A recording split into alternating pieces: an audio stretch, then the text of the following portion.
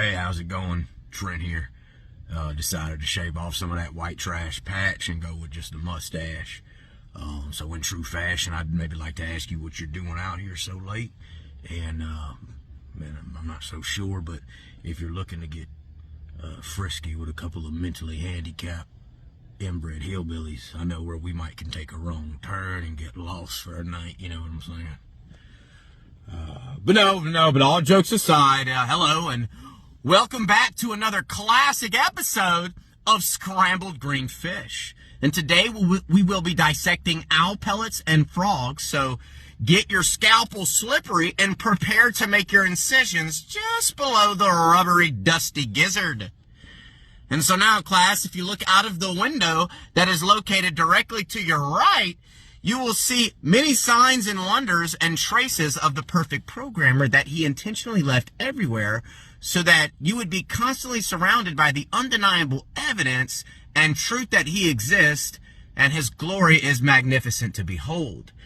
And if you look deeply into that reflection that is on the same window, you will see yourself looking back at yourself, and it is important that you always remember the image of the cosmic cohesive committee that you were made in as well.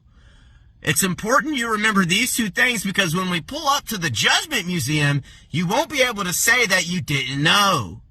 Because Ben Stiller knows that you know that these exhibits have a lot in common with Toy Story when Andy leaves the room, and he nor Robin Roosevelt will be accepting any excuses when they ask you why the whole place comes alive every night and if you've got a ticket to get in to see the show.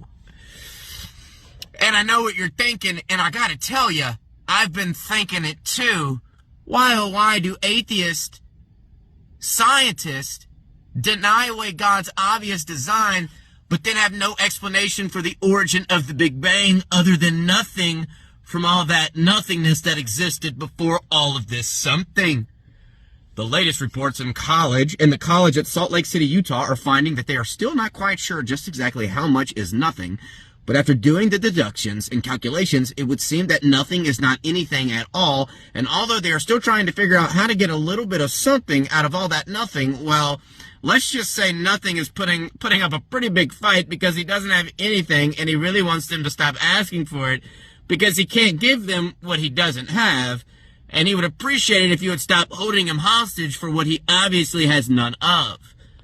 Other reports in the same geographical region suggest non-life is still shockingly producing non-life, and it would appear that nothing ever alive has ever come from anything that wasn't living. We're not positive just how dead non-life is, but we are sure that there's nothing living at all in something that doesn't have any life. And so the law of biodigenesis seems to also be pretty pissed that you're picking on his boy, nothing over there, because they've been boys for a long time and they don't like it when you ask them to do things they can't do and to give you things they have none of. So seriously, all you little smart, intelligent bullies over there, when your lab coats, your white lab coats and your vials and chemistry bubbles, y'all need to go ask mom for your own lunch money. No, straight up. Because everyone already knows this, man. I mean, we already know it, man, that something as complex as a watch comes together all by itself. No frickin' duh. And the universe, Earth, and our solar system is definitely not more complex than a watch or even one of those old school snap bracelets we used to slap each other with at a scholastic book fair or in a world's finest chocolate race to the top. And if you don't believe me, well, pay attention to the way Joel looks at his watch after Ellie laughs at him, just after complimenting that incredible view that could have only been unrolled by the great watchmaker. And even though Joel's watch is broken, it's obviously clear that it's a precious gift from a time lost, a world broken, and a heavy burden from his past. But even a broken watch is right twice a day, so there's got to be hope, right? I mean, there's got to be hope. Right, Fireflies? Because now we interrupt this news report to bring you breaking news. Serious breaking news. it would appear that the resistance still lives. It would appear that the resistance still fights. It would appear that the firelight flickers for a final flare. And it would appear that all has not been lost. Especially for Fungus Girl, because her spores are no chore for me. And I will carry her proudly up the mountain with Madame Zadroni, and we'll sing if only, the woodpecker sigh. The bark on the tree was as soft as the sky. As the wolf waits below, hungry and lonely, she cries to the moon, if only, the woodpecker sigh. The bark on the trees was as soft as the sky. As the wolf waits below, hungry and lonely, she cries to the moon, if only.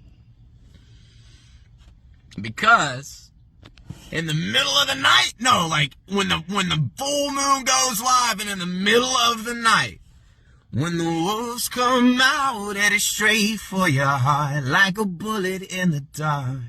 Like one by one, you gotta take them down. We can run and I ain't going down without a fight. Woo, woo, woo, I am calling for you. 'Cause yeah, turns out, as it turns out, America, as it turns out, she's still alive, she's doing bad, she's in her 30s, and her hope is running out, and she needs to be worthy. So I'm going for broke with every song I play, 'cause now it's our time to keep the wolves away.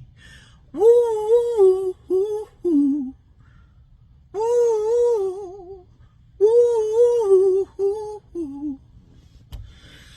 So make sure to load up in a big old bowl of Cookie Crisp. And don't forget to make it sloshy. This is the pig who built his house rightly, so when the big bad wolf came, she huffed and puffed. And then I made her My Little Pony. Yeah, that's right. Because we all know. What do we all know about My Little Pony? Is that my little pony will always be in my yard. Because she's just that precious. And she will be forever. And so are you, viewer. So are you. We are all so very precious. Life is so very fragile and short. And we are here, like the book of James tells us, we are but a mist, a vapor that is here today and gone tomorrow.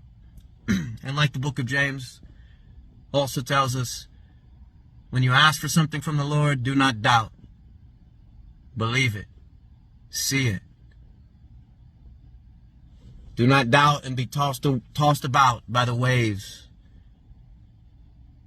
Stand strong in your faith. Stand strong on your foundation. And build it rightly. And build it rightly. God bless.